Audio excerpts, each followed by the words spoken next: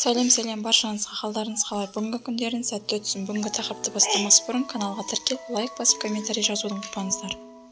Гүлмира деген ұлмын деп еркек шора әнші қызға сырға салынды. Әлеуметтік желі арқылы танылған әнші Гүлмира Ізбасқанова тұрмысқа шығатынын мәлім етті.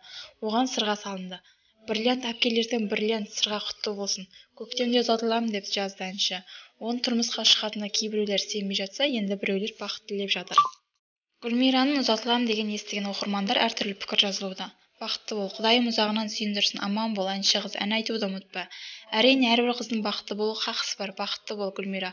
Қосағымен қосағыр, махаббатың мәңгілік болсын деп тілек жаудыруда. Гүлмираның дауысы керемет, еркек шора қыз сияқты болғанмен, анасы екеуін ән айтқаны маған ерекше ұнайды. Тойларды көремін, әр әндерін тыңдап жүремін. Бақытты болсын, баянды болсын. Ән айтуды ұмытпа, тұрмысқа шыққанымен бала шағалы бол деп жазды оқырмандары. Соңына дейін тыңдағандарыңызға көп рахмет. Лайк басып, комментарий жазып, каналға тіркелуді ұмытпаңыздар, достар.